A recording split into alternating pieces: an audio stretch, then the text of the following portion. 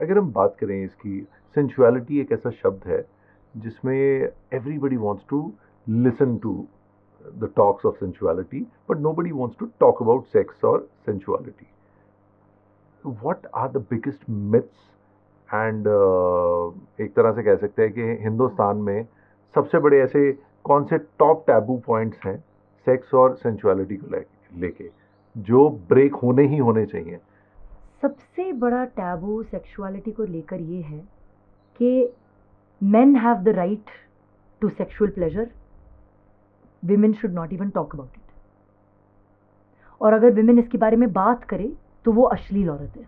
But आपको कहीं बार लगता नहीं कि आप जब दूसरे किसी देश में जाते हो, यूएस जाते हो, कनाडा जाते हो, ऑस्ट्रेलिया में, अगर ये सेम बात कर रहे हो तो इट्स नॉर्मल, यहाँ आके वो चेंज हो जाते हैं उसके पैरामीटर्स, बिकॉज ये है भी है टू एन एक्सटेंट. मेरे को लगता है considering I do this work all over the world, Asia, Europe, America, मैंने ये टाइप ऑफ सप्रेशन औरतों में हर जगह देखा है. हर जगह देखा है? हर जगह देखा है, हर जगह देखा है. विमेन को अपनी कॉम्प्लेक्सेस काफी, बहुत ज्यादा, यू नो, गोरी होनी चाहिए लड़की, ऐसे बिहेव करना चाहिए, ऐसे बैठ, टांगे मत फैला के बैठो, ये मत करो, वो मत करो. औरतों की बॉडी पर एज यंग गर्ल्स बहुत समय से ना बहुत टाइप की कंडीशनिंग्स, रूल्स, रेगुलेशंस लगाए हुए हैं.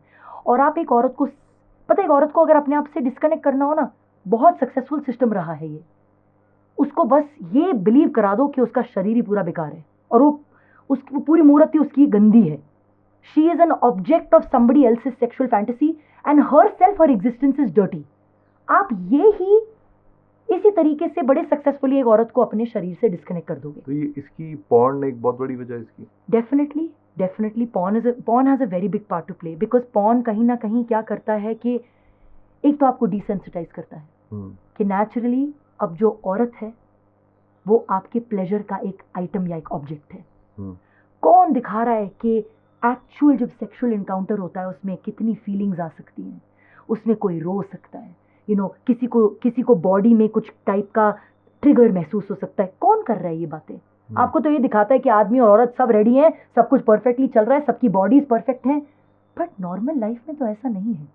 लाइफ के सिनेरियो कई बार मैंने खुद देखा है, हमें वो परफेक्शन का इतना ज़्यादा वो कर दिया है कि अगर कोई लड़की या कोई लड़का भी किसी को उस हिसाब से देख ले तो एकदम होता है, वो एक कॉम्प्लेक्स आ जाता है, इन्फीरियोरिटी सा कि नहीं यार मुझे ऐसा लग रहा है, जब तक ऐसा नहीं लगूंगा तब तक लोग मुझे देखेंगे नहीं, तब तक मेरी लाइफ पूरी नहीं होगी.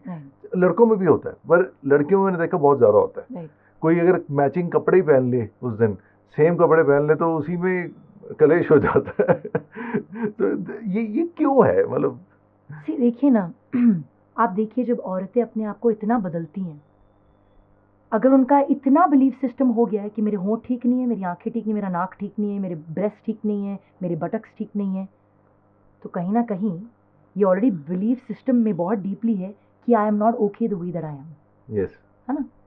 अब आप ब्यूटी स्टैंडर्ड्स की बात करें या आप मेल गेज की बात करें, एक औरत सब बदलना किसके लिए चाह रही है?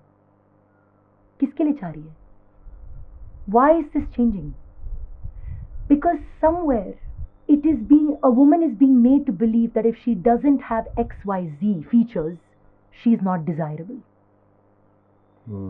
And अगर सच बोलूं, डिजायरेबिलिटी का ना और सेंसुअलिटी का आपके पुर्जों से कोई रिश्ता ही नहीं है. नहीं है. कितने लोग हैं जिन्होंने अपनी बॉडीज को ऐसी, you know, fully done up bodies कर दिए हैं, बट सेंसुअलिटी और सेक्सुअलिटी की बात करें तो उसमें भी अभी भी जीरो ही चल रहे हैं, क्योंकि बॉडी से कोई कनेक्शन नहीं है. देखिए, आप अपने होंठों को तो बदल सकते हैं, पर अगर आपके भीतर शेम जीता है अपने शरीर को लेकर, आप उस शेम को सर्जरी से नहीं निकाल सकते. आप अगर अपनी बॉडी को रिजेक्ट करते हैं, अगर आपको बॉडी गंदी लगती है, अगर आपको सेक्सुअलिटी गंदी लगती है, अगर आपको इतना अपने जिस्म से नफरत है, आप चाहे कुछ भी बदल लें, आप भीतर से सर्जरी नहीं कर सकते. इसीलिए बाहर से वो पुर्जे बदल जाते हैं, पर भीतर से कहानियां वो ही चलती रहती हैं.